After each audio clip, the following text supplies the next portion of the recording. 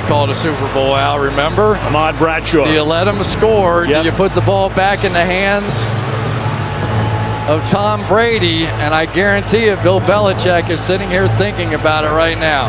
It's on his mind. It has to be. Do you bleed the clock all the way down? They're bleeding it right down to half a minute. 2nd and goal. Baldwin sets up on the left. Play clock at 5. Pass is intercepted at the goal line by Malcom Butler. You could barely hear him, but Marshawn Lynch was saying we play football, it's a team sport. Carroll says blame, but Coach, let's talk accountability. So this is Coach on Coach, Herm Edwards joining us. Now that you obviously been able to digest what happened, full 24 hours, almost. Let's talk about accountability. How much actually goes out to Pete Carroll? Well, he has to be accountable for it because he's head coach. Now, obviously. Super Bowl, the Seahawks chose to pass from the Patriots' 1-yard line, not hand the ball to Marshawn Lynch, and a Malcom Butler interception decided the game for New England. Worst call in Super Bowl history. And I didn't stutter. That was the worst play call in Super Bowl history. Then the second demotion, that was the worst decision by a quarterback. You have Marshawn Lynch. 26 seconds left. The second goal on the 1. You're down by 4. Are you going to run the football or are you going to throw it? Is beast mode in the backfield? In the NFL, one play call can shape how a team, a season, and even how a dynasty is remembered forever. In the biggest moment of the game, one play call didn't just decide a Super Bowl, it changed how two franchises would be viewed for years to come. Seattle stood on the edge of a dynasty, one win away from repeating as champions. The Patriots was on the brink of another heartbreaking Super Bowl defeat. And to understand how we got here, you have to go back and look at who these teams were and how they got here. Seattle wasn't just any team, they were everything you hated. They were better than you, and they knew it, and they weren't afraid to let you know. Seattle embodied physicality and swagger. They were the new bad boys in football, shades of the autumn wind. And it all started with the defense, a swarming, hard-hitting group. They called them the Legion of Boom. You know, sometimes I struggle with spelling. Hey Richard, can you help me spell that real quick? Set it for you real quick. L-O-B. You know, I asked a question to actually our defense. I was like, would you rather want a ball hawking safety or a hard hitting safety? And they said hard hitting safety all day. Well, I'm the best corner in the game. When you try me with a sorry receiver like Crabtree, that's the result you're gonna get. I wanna be the best in the game, invest in my name, check no restraints, I'm obsessed with the pain. I ingest, I retain, assess and I change, possessed by the thought I'll be free one day from society's restraints, money, clout and fame, mud, disease, a plague. We all love to hate, have to play the game, have to make a name. All our insecurities are on display. This is war with the enemy, think that it was meant to be. Living in a time where disease is on every screen. I won't let them fester me, I know most are festering. Negativity is a plague for the mentally weak. No mercy, all I got is working. Never stop searching, never quench the thirsty. I'm toxic and psychotic with this logic, you can't stop it. It's been chronic since I was a boy, so neurotic and chaotic. Cam Chancellor made the middle of the field dangerous, setting the tone with his thumping hits and physical presence that receivers felt coming. Richard Sherman erased one side of the field completely, playing with confidence, intelligence, and a mentality to never back down. Earl Thomas covered everything over the top, using his speed and range to close space and hunt the football. And last but not least, Bobby Wagner.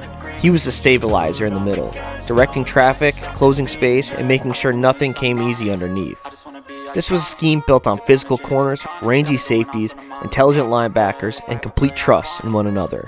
And that's why offenses across the league feared them the most. Don't try to drain my energy, the enemy is everything. It's mentally, unhealthily, spreading like a rare disease. But I won't let it get to me, I don't need your therapy. I can leave a legacy of leading by intensity. Come on, we can fight this, freedom is priceless. Spread just like a virus, living in a crisis. Do you feel courageous? Do you seek greatness? Trust me, you can take it, go on and take your aim.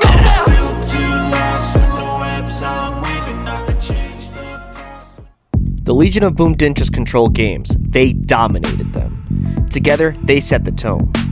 The deep ball was erased, the middle of the field was contested, and quarterbacks were forced into errors. The Legion of Boom's defense was built around a cover 3 structure. Seattle protected the deep third and forced everything underneath.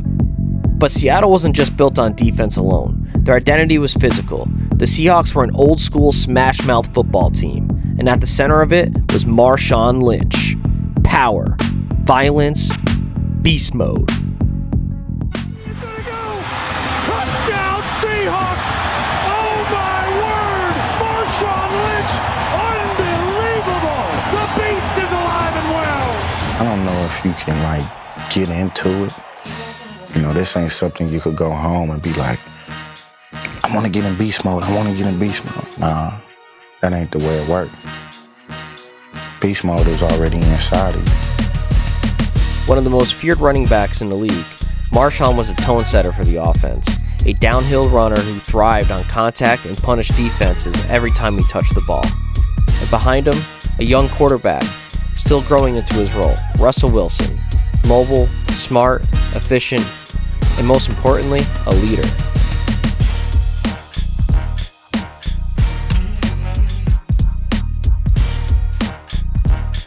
Russell Wilson was a playmaker who could extend plays with his legs, escape pressure, and manage the game while the defense and run game set the tone. And with that formula set, Seattle opened 2014 looking like a team built to dominate and repeat as champions. This is when the regular season begins. The Seahawks that everybody says are going to be so great this year, they're going to prove it on the field today. We all we got. Throughout the 2014 season, Seattle still looked like a team defending its crown. They finished 12-4, right back on top of the NFC West. Defensively, they were still the best in football, allowing just over 15 points a game. Week after week, they shut teams down. But it wasn't perfect. Midway throughout the year, things started to slip. The offense stalled, close games didn't go their way, and for the first time in a while, they didn't look invincible. Seattle started to lose tough games. They even started to fall back into the pack. And then came the criticism. People started debating whether or not the magic was starting to fade. But great teams respond. Marshawn Lynch kept carrying the offense, grinding out yards and wearing defenses down. Russell Wilson kept growing, making plays when they needed it the most. As the season went on, the defense locked back in. The physicality, intimidation, and identity returned. Seattle won 6 of their final 7 games, and during that stretch, they held teams to barely a touchdown a night. By the time the playoffs arrived, the defending champions weren't just finding their rhythm again. They were peaking at exactly the right time.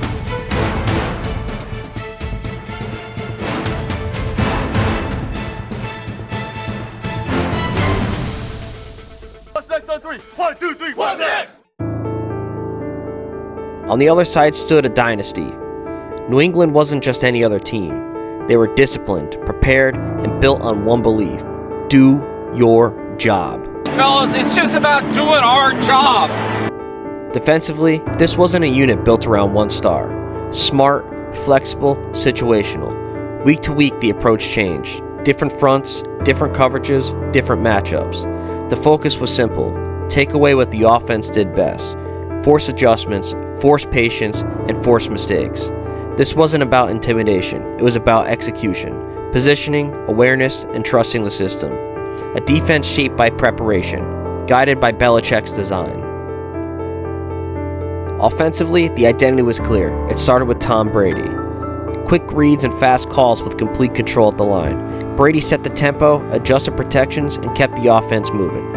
Rob Gronkowski became the centerpiece. He was too strong for defensive backs and too fast for linebackers.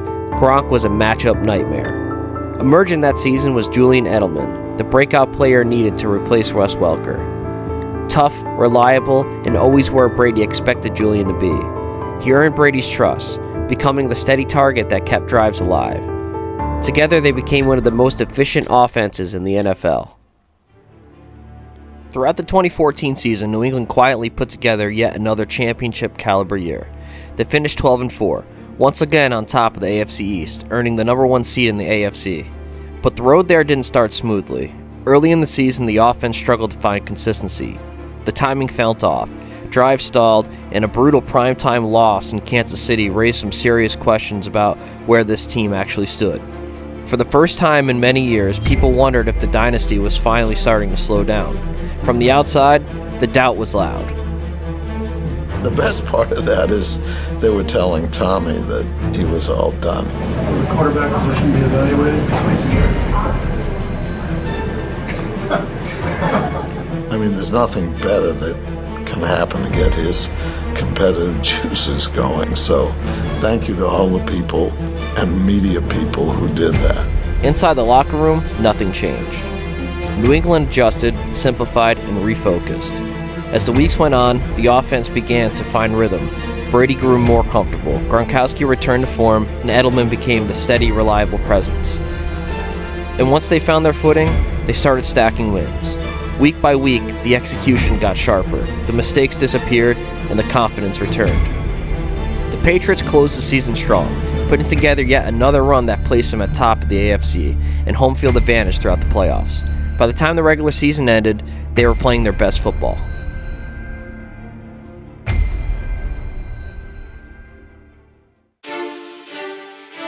The road to the Super Bowl began in the divisional round. In Foxborough, it was a frigid January night. The stage was set for yet another legendary Brady vs. Flacco showdown. And once again, everything was on the line. Across the field was John Harbaugh's Ravens, tough, rigid, and physical. The Ravens were a 10-6 team that fought their way into Foxborough by beating divisional rival Pittsburgh Steelers 30-17 in the wildcard round. Baltimore came out swinging early, quickly jumping out to a 14-point lead.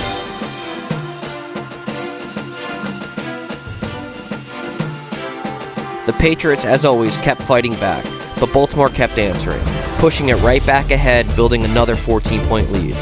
The Ravens weren't going away, determined and relentless.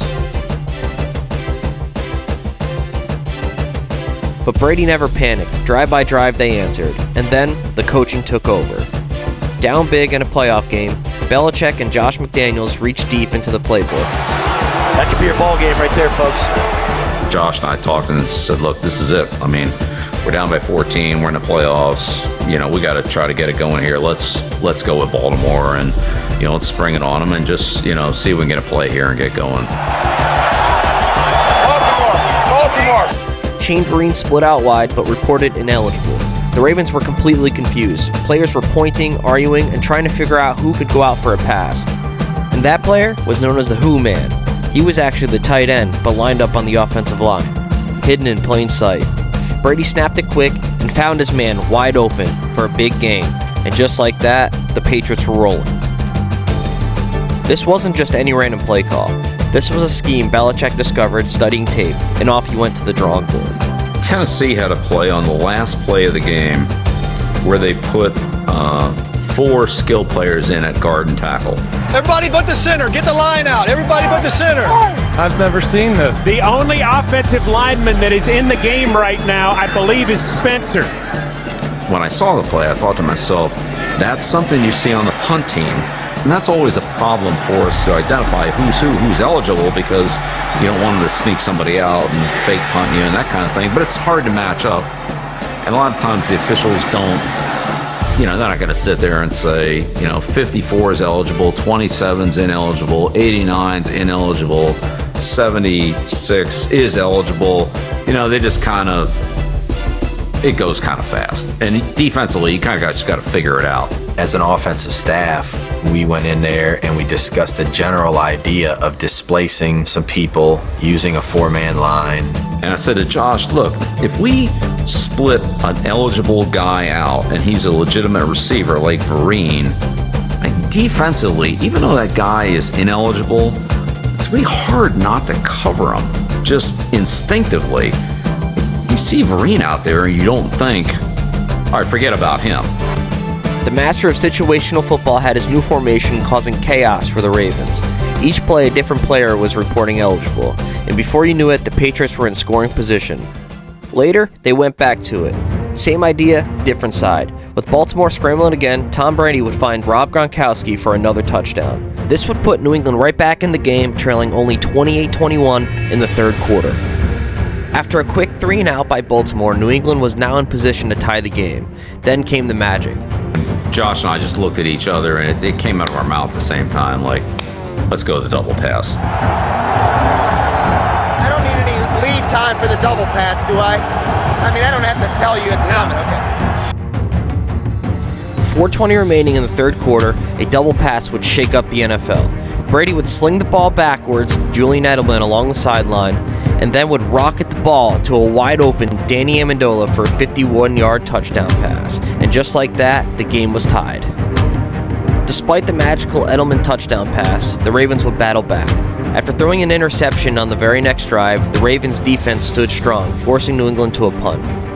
Flacco would proceed to drive his team back down the field and put the Ravens back into the lead with a 25-yard field goal by Justin Tucker. With 10 minutes left in the game, Brady and the Patriots started to drive down the field. Play after play, Brady was finding holes in the Ravens' defense, and with 5:13 remaining in the game, Brady would toss a 23-yard touchdown pass to Brendan LaFell. The Patriots would finally find themselves in the lead, 35-31. With time left on the clock, it appeared Flacco was in position to lead his team down the field and secure the win. Flacco started methodically driving down the field, and the Patriots yet again found themselves with their backs against the wall. Flacco had his offense on the Patriots' 39-yard line. On 2nd and 5 with 1:45 remaining, Flacco would snap the ball and look to hit the dagger. The ball floated in the air along the sidelines, only for it to be picked off by New England safety Daron Harmon. This would secure the victory for the Patriots and set up an AFC Championship game against the Indianapolis Colts. Meanwhile, in Seattle, the defending champions handled their business at home. Carolina tried to keep the game close early, but the Legion of Boom set the tone. Turnovers, pressure, and short fields. Russell Wilson made plays, Marshawn Lynch kept the offense moving, and Seattle pulled away 31-17. This would set up an NFC Championship game against the Green Bay Packers. The stage was set for Seattle, and a familiar opponent stood in the way, Aaron Rodgers and the Green Bay Packers, a rematch from the season opener, a game that the Seahawks had controlled from start to finish, resulting in a 36-16 beatdown in Seattle. But this time, it was different. The Packers took control early. Seattle was in trouble with turnovers and missed chances. The Seahawks were facing a double-digit deficit late. It felt like it was slipping away. But then, something magical happened. A fake field goal for a touchdown, an onside kick recovery, and suddenly, there was life. Seattle stormed back and forced overtime. And on the first possession, Russell Wilson found Jermaine Kearse deep. Touchdown. Ball game. Season saved. With a 28-22 victory, Seattle now found themselves back in the Super Bowl for the second year in a row and ready to try to repeat as champions. Across the bracket in the AFC, New England had their own path to finish. Another matchup with the Colts, but this time it was led by rising star Andrew Luck. But from the opening drive, the Patriots took control. They were physical, efficient, and relentless. LeGarrette Blount set the tone on the ground, running hard, breaking tackles, and wearing down the defense. Tom Brady stayed command with quick decisions, smart throws, and total control of the game. By halftime, New England had created separation. In the second half, the run game kept pounding. The defense forced mistakes, and by the final whistle, a 45-7 statement win, a dominant performance that sent the Patriots to the Super Bowl. Though despite the blowout, the game didn't come without controversy. Questions surrounding deflated footballs began to surface, and the story quickly began to take a life of its own. Jim, I only have one thing to say. We're on to Seattle.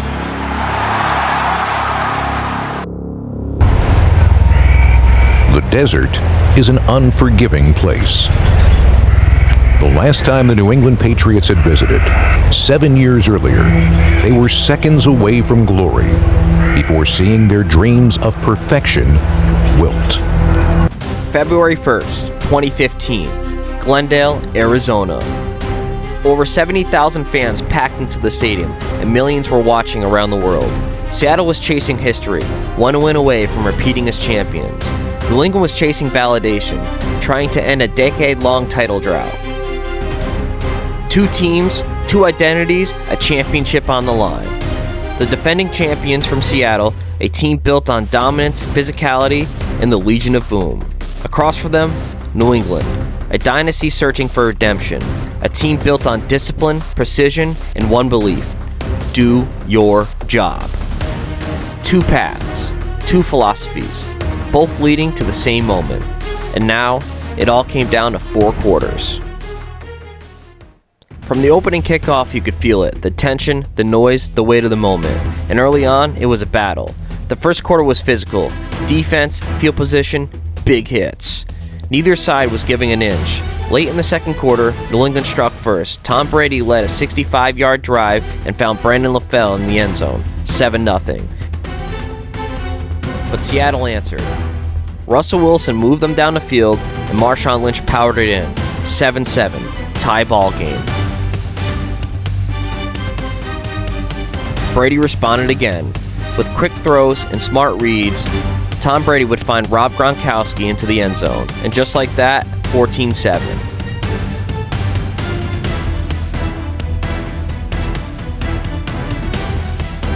The game continued to be a battle, and just before halftime, Seattle struck back. With the Seahawks driving, Russell Wilson would find Ricardo Lockett wide open. To add insult to injury, Kyle Arrington was called for a face mask, adding an additional 15 yards, putting Seattle in the perfect position to score. On the very next play, Russell Wilson would drop back and find Chris Matthews in the end zone, a name that was starting to haunt the Patriots defense. The game was now tied heading into halftime, and a brand new ball game was about to start. Coming out of halftime, Seattle looked sharper. The defense tightened, the hits got heavier, and the energy shifted. Marshawn Lynch began to take over.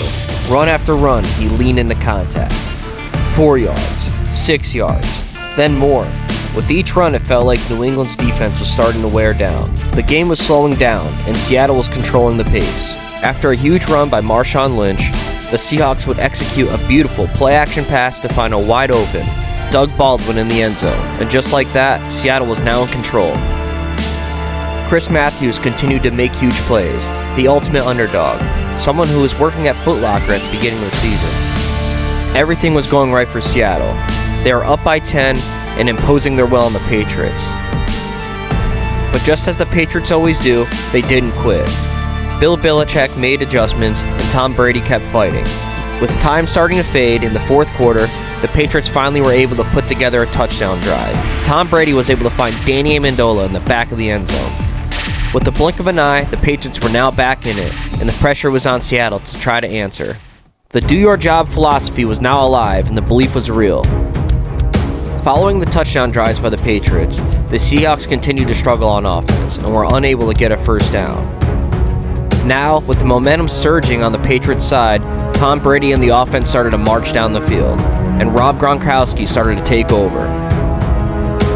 Now, with the Seahawks on their heels, the Patriots lined up on the goal line. Brady under center snapped the ball quickly and slung the football to Julian Edelman, breaking off a short zig route. A play that they had ran earlier in the game, but Brady missed on the throw. But this time, Brady didn't miss Jules. This time, touchdown. 28-24, Patriots. 2 fourth-quarter drives, 2 touchdown passes, and suddenly, New England was back in the lead. The Patriots had now crafted the perfect comeback, and the Seahawks were in trouble. A dynasty was at stake, but Russell Wilson had time, and Seattle had been here before. They moved quickly. Wilson escaped pressure, found his receivers, and kept the drive alive. Then, a miracle happened. A deep throw down the field. The ball floated in the air seemingly forever, but eventually it came down. The ball bounced, it juggled, and somehow Jermaine Kearse was able to come down with it over a young Malcom Butler. For a moment for New England, it all felt too familiar. Another impossible catch, another Super Bowl, another nightmare starting to unfold.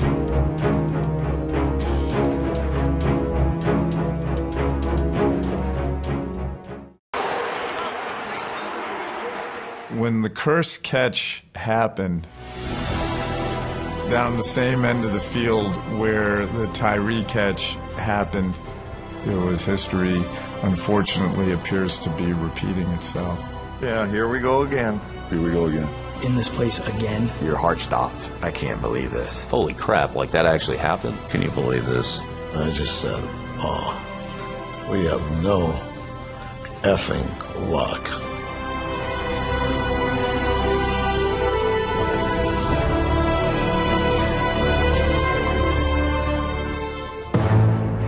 The stadium erupted. Seattle was at the goal line. With less than a minute remaining, Pete Carroll's job couldn't get any easier. Just hand the ball to Marshawn Lynch and let him carry you into a dynasty. They snap the ball and hand it to beast mode. Marshawn Lynch is able to power himself ahead for a 4-yard gain, now only 1 yard away from history. 1 yard away from cementing a dynasty in Seattle, and for New England, 1 yard away from another Super Bowl heartbreak. One play, one moment, the season on the line.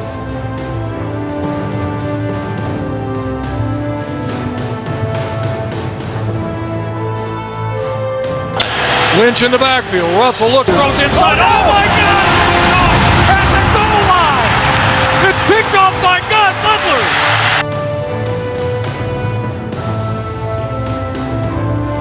One decision changed everything.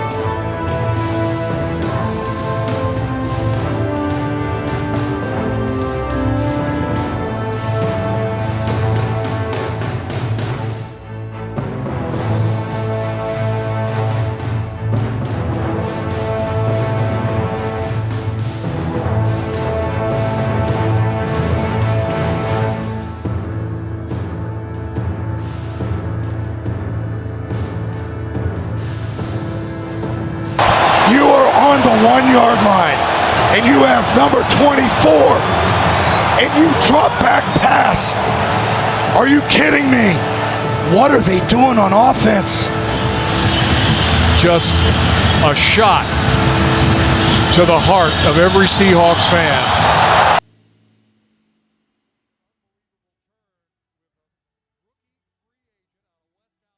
Back to that Super Bowl with Seattle and New England, and I'm underneath the goalpost because I have to go on the field to hand out the Super Bowl trophy, and I'm watching the game, and I kept thinking, as soon as the play happens with the interception with Russell Wilson, I thought of you, how you're calling it, because I can't hear it because I'm ready to go on the field, and I'm thinking, how could you not react the way I did, where I went, I can't believe he's throwing the ball.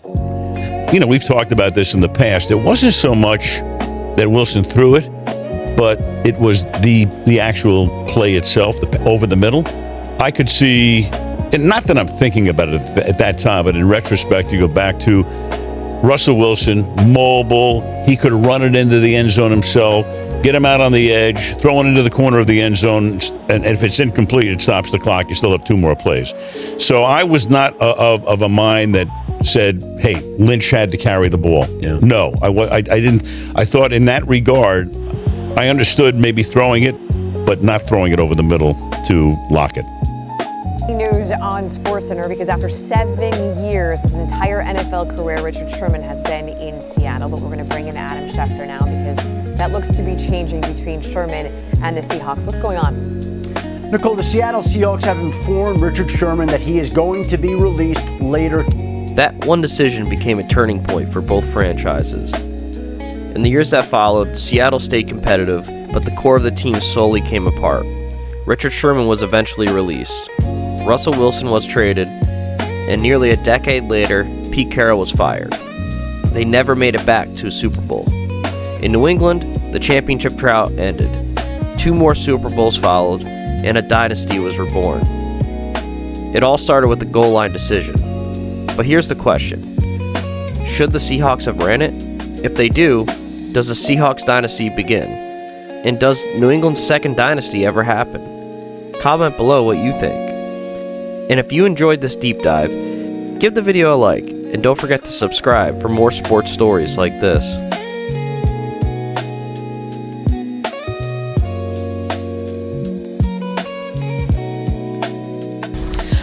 I'm Taylor Bisciotti, coming to you from the NFL Network newsroom in Los Angeles with some breaking news. A stunner out of Seattle as head coach Pete Carroll is out after 14 seasons with the team. This just happened.